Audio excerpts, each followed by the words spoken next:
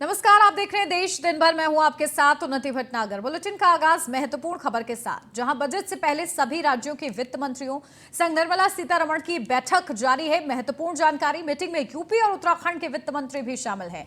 UP सरकार में मंत्री सुरेश खन्ना, उत्तराखंड सरकार के मंत्री प्रेमचंद अग्रवाल भी मौजूद हैं। बैठक में छत्तीसगढ़ के मुख्यमंत्री भूपेश बघेल भी मौजूद हैं। दोपहर देर तक चल सकती है ये मीटिंग। तो देखिए, बजट से पहले निर्मला सीतारमण जो कि वित्त मंत्री हैं वो बैठक कर रही हैं। सभी राज्यों के वित्त मंत्रियों संग ये खास बैठक है।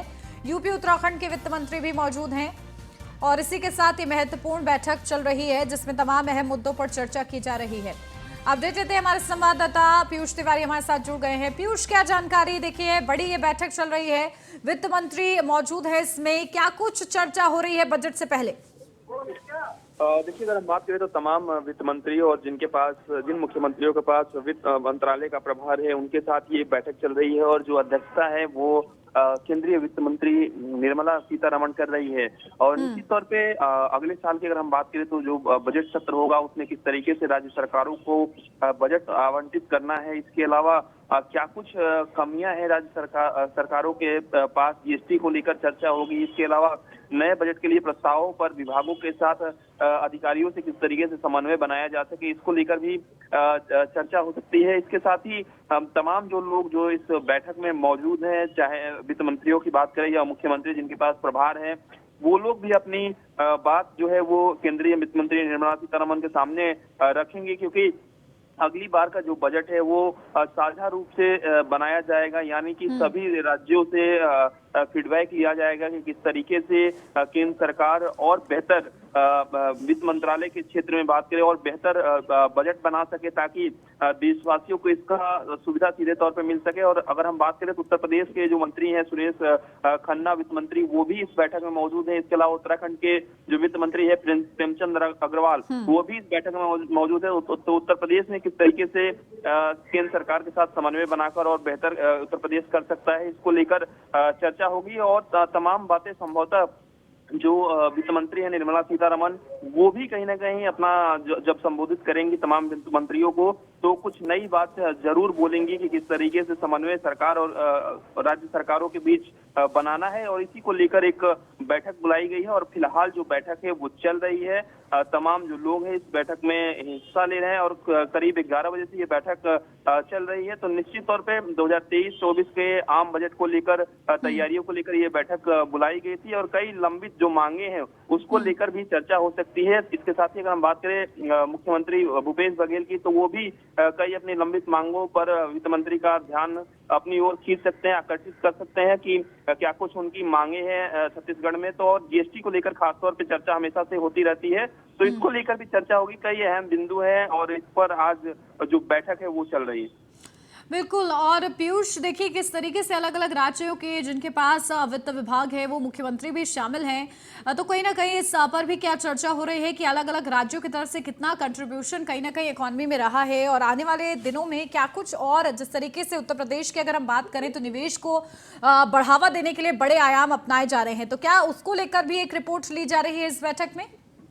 जी बिल्कुल। देखिए, अगर हम बात करें तो जिस तरीके से विदेशी निवेश, किस तरीके निवेशकों किस तरीके से अपनी ओर राज्य सरकारें आकर्षित करने के लिए तमाम जो कार्यक्रम है वो आयोजित करती रहती है। और कई बातें हैं, खासतौर पे जीएसटी को लेकर चर्चा खासतौर पे इस बैठक में कहीं ना कहीं होने जा रही है। रियल एस्टेट में डिमांड बढ़ाने के लिए कहीं ना कहीं टैक्स दरों में जो छूट देने की मांग है वो की जा सकती है। तो अलग अलग सरकारों की अलग अलग जो मांगे हैं वो है, क्योंकि अलग अलग राज्य सरकारों में अलग अलग बजट का प्रावधान होता है, अलग अलग तरीके से बजट दिए जाते हैं। तो आम बजट जब आएगा, खासतौर पे अगर हम बात करें जिस तरीके से पेट्रोल डीजल की कीमतों में इजाफा हो रहा है, रोजगार बढ़ाना है, अर्थव्यवस्था को पटरी पर लाना है, तो इसको लेकर कहीं ना कहीं एक साझा चर्चा हो रही है और ये देर शाम तक ये बैठक चलेगी। इस बैठक में तमाम विमर्श और सुझाव भी लिया जाएगा। और अगर हम बात करें तो 1 फरवरी को ये बजट अगले साल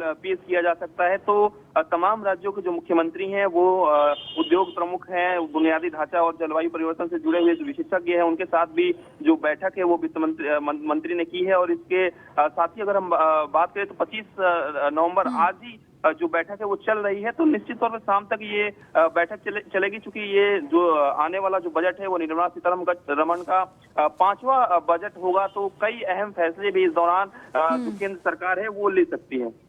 बिल्कुल। और देखिए, बजट के माध्यम से अलग अलग वर्गों को किस तरीके से राहत दी जाती है ये देखना होगा। पीयूष, आप बने रहिए हमारे साथ, लौटती हूँ आपके पास ज्यादा जानकारी के लिए। दिल्ली से अगली खबर, जहां बीजेपी आज जारी करेगी घोषणा पत्र। एमसीडी इलेक्शन को लेकर घोषणा पत्र जारी किया जाएगा, जहां केंद्रीय मंत्री पीयूष गोयल कार्यक्रम में मौजूद रहेंगे। तो बड़ी जानकारी, जहां 4 दिसंबर को एमसीडी के चुनाव होने हैं और इसके लिए भारतीय जनता पार्टी की तरफ से घोषणा पत्र जारी किया जाएगा और इस दौरान केंद्रीय मंत्री पीयूष गोयल भी कार्यक्रम में मौजूद रहेंगे। तो देखिए, एमसीडी चुनाव भी बहुत ज्यादा दिलचस्प बना हुआ है और भारतीय जनता पार्टी भी, क्योंकि 15 साल से लगातार भारतीय जनता पार्टी काबिज है और ऐसे में कोशिश यही है आगे भी आने वाले समय में भी कि बीजेपी ही यहां से जीते। और इसके लिए देखिए, घोषणा पत्र में क्या कुछ बड़ी बातें रहती हैं ये देखना होगा। केंद्रीय मंत्री पीयूष गोयल इस पूरे कार्यक्रम में इस दौरान मौजूद रहेंगे।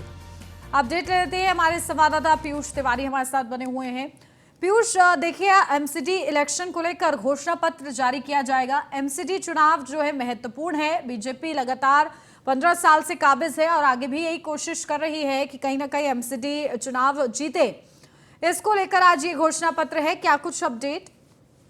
देखिए, अगर हम बात करें तो दिल्ली नगर निगम चुनाव में सिर्फ अब करीब 10 दिन बचे रह गए हैं और इसी को लेकर आज भारतीय जनता पार्टी बीजेपी प्रदेश की ओर से यानी कि एमसीडी चुनाव को लेकर घोषणा पत्र जारी किया जाएगा। चूंकि जो कार्यक्रम है घोषणा पत्र जारी करने का वो 11 बजे रखा गया था, संकल्प पत्र जारी करने का, और लेकिन अब सूचना मिल रही है कि करीब 2:30 बजे के आसपास ये जो संकल्प पत्र है वो जारी किया जाएगा। लेकिन इस बार का संकल्प पत्र लोगों की रायशुमारी से तैयार किया गया है, यानी कि लोगों की जो पसंद है नापसंद है उस पर पार्टी ने अलग से राय ली है, लोगों से सीधे संवाद किया है और इसके लिए एक वेबसाइट के जरिए राय ली गई है। इसके साथ ही अगर हम बात करें तो तमाम लोग, चाहे रेजिडेंट वेलफेयर एसोसिएशन की बात करें, छोटे बड़े कारोबारियों की बात करें, संगठनों की बात करें, इन सभी लोगों से बातचीत की गई है। और सबसे खास बात है कि सूत्र बताते हैं कि इस संकल्प पत्र में जो खास वर्गों का ध्यान रखा गया है, जिसमें महिलाएं हैं, व्यापारी हैं, युवा है, सफाई कर्मी है, हाउस टैक्स की बात करें इससे जुड़े हुए लोग हैं और शिक्षा, स्कूल और शिक्षाओं से जुड़े हुए लोग हैं, उन पर विशेष ध्यान दिया गया है। तो ऐसे में अगर हम बात करें तो करीब करीब कई बातें हैं जिसमें एमसीडी को पूरी तरीके से डिजिटल करना है। इसको लेकर भी संकल्प पत्र में घोषणा हो सकती है। महिलाओं के लिए हाउस टैक्स की जो दर है उसमें कटौती हो सकती है। ये सब बातें संकल्प पत्र में हो सकती है, ये सूत्र बताते हैं। इसके साथ ही अगर हम बात करें निगम के स्कूलों में लड़कियों की पढ़ाई और बेहतर किस तरीके से हो सके, कोचिंग की व्यवस्था किस तरीके से हो सके, निगम के स्कूल को और बेहतर करना है। इसके अलावा जन रसोई की व्यवस्था पूरी दिल्ली में किस तरीके से हो सके, जहां 5 रुपए में खाना मिले।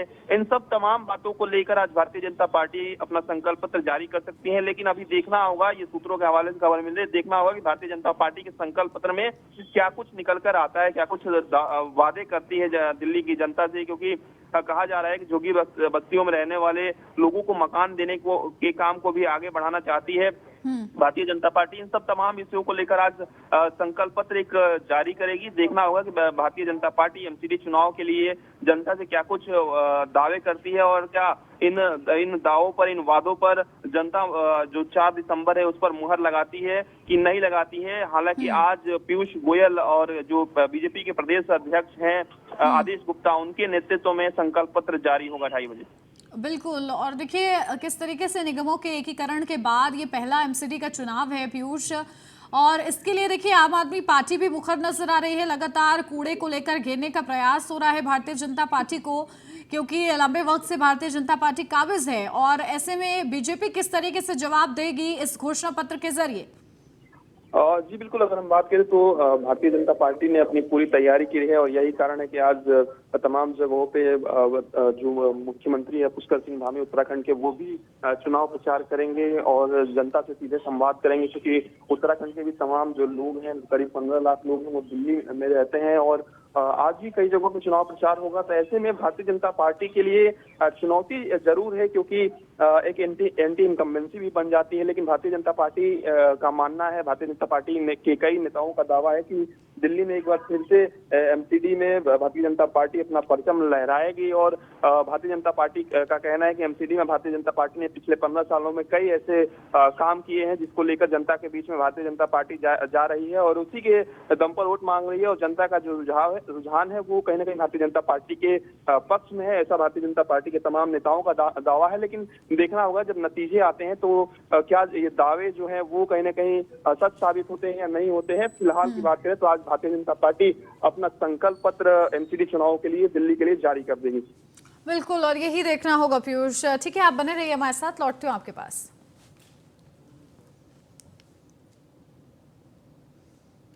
दिल्ली से ही अगली अपडेट, जहां राम लैंगिक विवाह को कानूनी मान्यता देने के मामले में सुप्रीम कोर्ट में सुनवाई। हैदराबाद के कपल ने दायर की याचिका। स्पेशल मैरिज एक्ट के तहत सेम सेक्स मैरिज को मान्यता देने की मांग है, जहां चीफ जस्टिस DY चंद्रचूड़ की अध्यक्षता में फैसला सामने आएगा। तो देखिए किस तरीके से महत्वपूर्ण मामले पर सुनवाई हो रही है और चीफ जस्टिस DY चंद्रचूड़ की अध्यक्षता में फैसला आएगा। किस तरीके से वो फैसला देते हैं और फैसले के साथ क्या कुछ कहा जाता है कोर्ट की तरफ से, सुप्रीम कोर्ट में ये देखना होगा। समलैंगिक विवाह मामले में खास तौर से ये सुनवाई है और हैदराबाद के आपको बता दें एक कपल ने इस याचिका को दायर किया है। अपडेट लेते हैं, हमारे संवाददाता पीयूष तिवारी हमारे साथ बने हुए हैं। पीयूष, देखिए क्या जानकारी, अहम याचिका पर सुनवाई हो रही है। स्पेशल मैरिज एक्ट के तहत क्या कुछ दलीलें दी जाएंगी और फैसला भी आज जाने की संभावना है?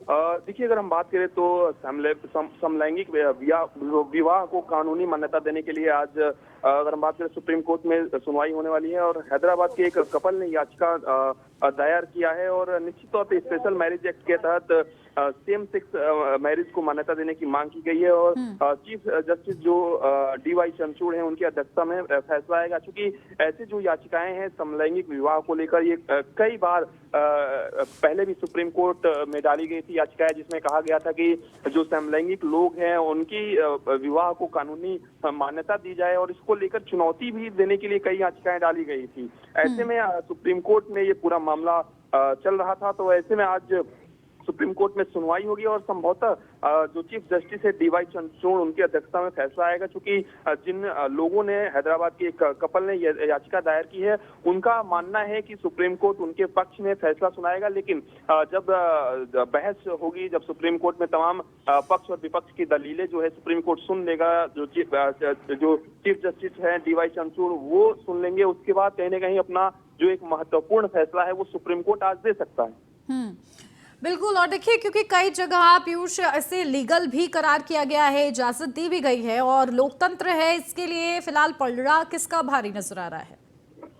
देखिए अगर हम बात करें तो जिस तरीके से समलैंगिक विवाह को लेकर कई बातें निकलकर सामने आती हैं। कुछ लोग मानते हैं कि कानूनी रूप से इसको मान्यता नहीं देनी चाहिए, कुछ लोग मानते हैं कि कानूनी रूप से सभी को जीने का अधिकार देना चाहिए और सभी की अगर हम बात करें तो सभी को निष्पक्ष रूप से रहने की छूट देनी चाहिए, वो अपनी आजादी उनको देनी चाहिए। लेकिन कई बातें हैं, कई कानूनी पहलू भी हैं, कई एक्ट्स भी बने हुए हैं और इन एक्टों के आधार पर कहीं ना कहीं आज जब सुप्रीम कोर्ट में सुनवाई होगी तो सुप्रीम कोर्ट देखना होगा सुप्रीम कोर्ट क्या कुछ अपना जो अहम फैसला है वो आज सुनाएगा। बिल्कुल, और इसी महत्वपूर्ण फैसले पर भी आप नजर बना के रखिएगा पीयूष। बहुत शुक्रिया आपका।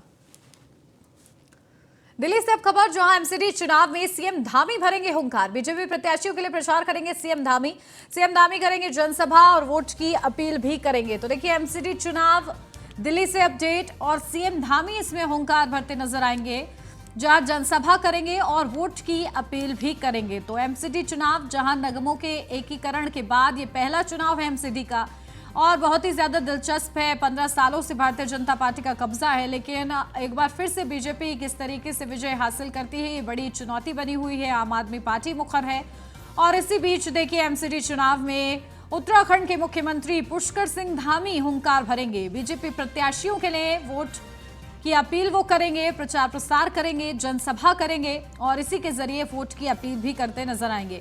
कामों को उजागर किया जाएगा, जो बेहतर काम किए गए हैं बीजेपी की तरफ से, और उन्हीं कामों पर वोट की अपील भी की जाएगी। और देखिए क्योंकि आज बीजेपी का घोषणा पत्र भी जारी हो रहा है तो इस संबंध में भी सीएम धामी क्या कुछ जिक्र करते हैं ये देखना बेहद ही ज्यादा महत्वपूर्ण होगा।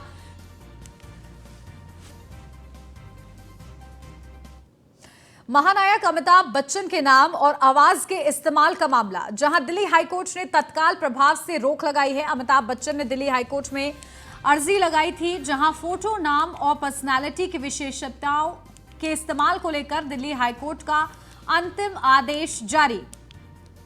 तो देखिए, अमिताभ बच्चन ने दिल्ली हाईकोर्ट में जो अर्जी लगाई थी उसी को लेकर ये पूरा मामला है, जहां फोटो, नाम और पर्सनालिटी की विशेषताओं के इस्तेमाल को लेकर दिल्ली हाईकोर्ट का अंतरिम आदेश जारी हुआ है।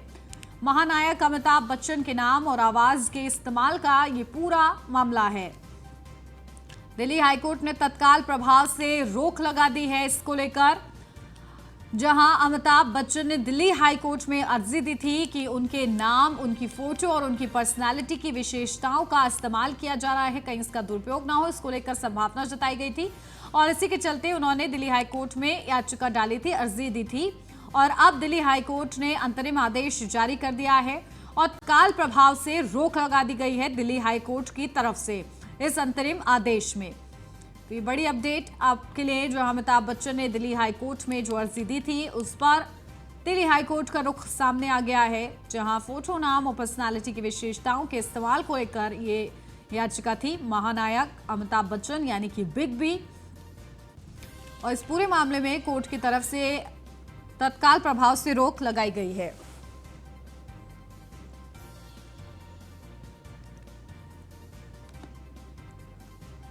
तो अमिताभ बच्चन ने दिल्ली हाईकोर्ट में जो अर्जी दी थी उस पर देखिए अंतरिम आदेश सामने आया है और दिल्ली हाईकोर्ट की तरफ से तत्काल रोक लगाई गई है। तो महानायक अमिताभ बच्चन के नाम और आवाज के इस्तेमाल का ये पूरा मामला है।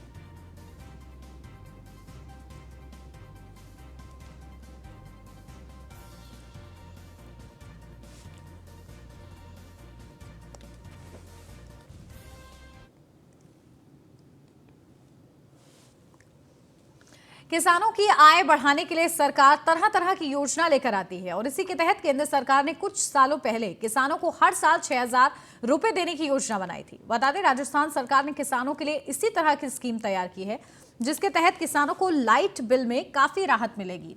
सरकार किसानों को लाइट बिल पर सब्सिडी देगी, जिससे उनका खर्च कम आएगा और खेती में मुनाफा बढ़ेगा। प्रदेश के आर्थिक रूप से जो कमजोर किसान हैं, उनके लिए इस स्कीम को शुरू किया गया है।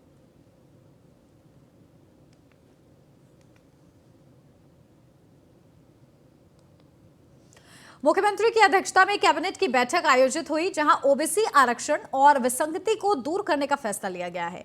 वसुंधरा सरकार के समय शुरू हुई ओबीसी आरक्षण विसंगति को गहलोत सरकार ने दूर कर दिया है। इसको लेकर मंत्री महेश जोशी, ममता भूपेश और गोविंद राम मेघवाल ने प्रेस कॉन्फ्रेंस की और कहा है कि विसंगति के दूर होने से अब पूर्व सैनिकों और नौजवानों को उनका हक मिलता रहेगा। इसके अलावा कैबिनेट की बैठक में कार्मिकों को पदोन्नति के अधिक अवसर देने, राजस्थान के पर्यटन को बढ़ावा देने, राजस्थान बेघर उत्थान एवं पुनर्वास नीति के प्रस्ताव पर अनुमोदन सहित कई अहम फैसले लिए गए हैं।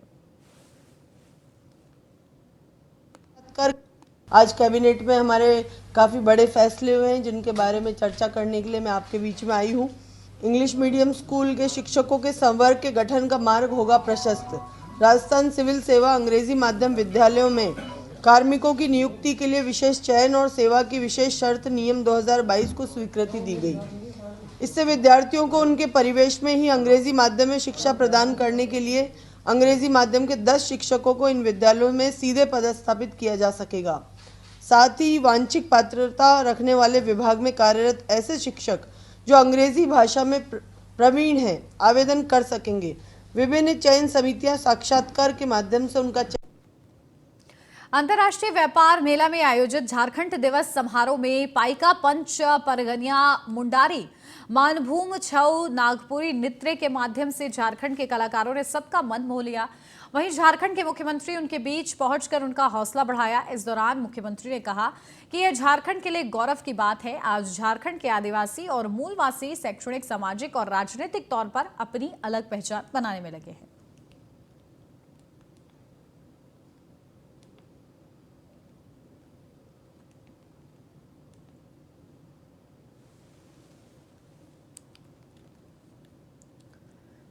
चंडीगढ़ पंचायत चुनाव के अंतिम चरण के लिए मतदान जारी है, जहां पंच और सरपंच पद के लिए वोटिंग।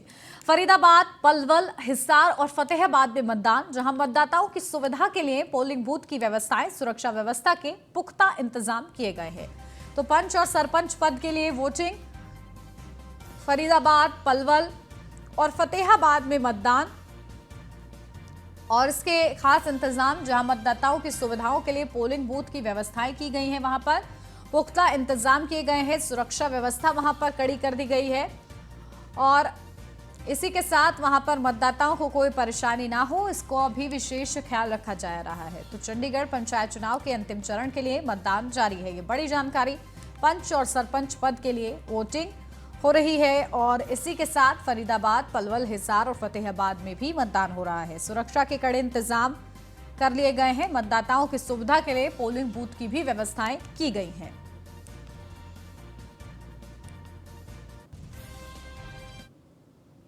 बिहार के सीतामढ़ी जिला मुख्यालय डुमरा के शंकर चौक पर पुलिस की टाइगर मोबाइल टीम को स्थानीय लोगों के आक्रोश का सामना करना पड़ा। बता दें, पुलिस ने वाहन के कागजात और हेलमेट की जांच की, जबकि पुलिस ने खुद हेलमेट नहीं पहन रखा था, जिसके बाद लोगों का गुस्सा पुलिस पर फूट पड़ा और लोग पुलिस के साथ नोकझोंक करने लगे।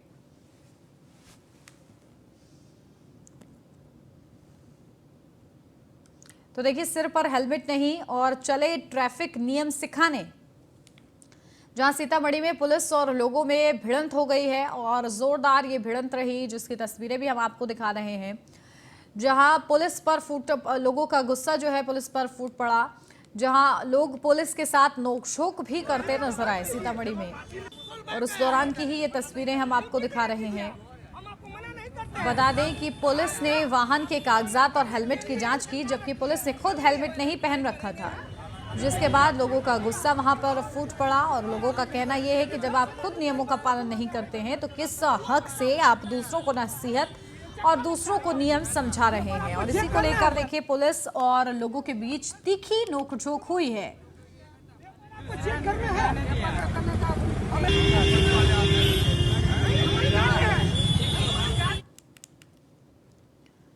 बिहार के छातापुर प्रखंड के जीवजपुर में राष्ट्रीय मानवाधिकार संस्था के द्वारा अंतर्राष्ट्रीय स्तर पर सम्मानित भारत राजस्व सेवा के सहायक आयकर आयुक्त बैजनाथ मेहता का नागरिक अभिनंदन समारोह का आयोजन किया गया, जिसमें कई गणमान्य व्यक्ति सहित पंचायत के जनप्रतिनिधि भी शामिल थे। नागरिक अभिनंदन में पंचायत के पूर्व मुखिया प्रतिनिधि रमेश मुखिया, अशोक मेहता, रामचंद्र मेहता, अर्जुन मेहता सहित कई लोगों ने बैजनाथ मेहता का फूल माला पहनाकर अंग वस्त्र देकर सम्मानित किया।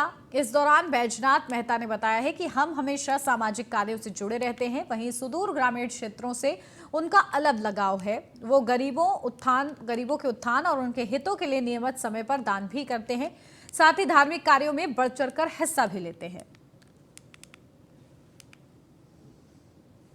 विफल हूँ जो मेरे समाज से काफ़ी जाने माने लोग हैं, दोस्त बंधु भी हैं, जिनसे हम बहुत दिनों के बाद भी मिले हैं। इतना भव्य स्वागत हुआ है, मैं भाव विह्वल हूँ, शब्दों में जिसका बयान नहीं किया जा सकता है। जो आपके लिए आपका समाज आपको कितना प्यार करता है। मैं भाव विह्वल हूँ जो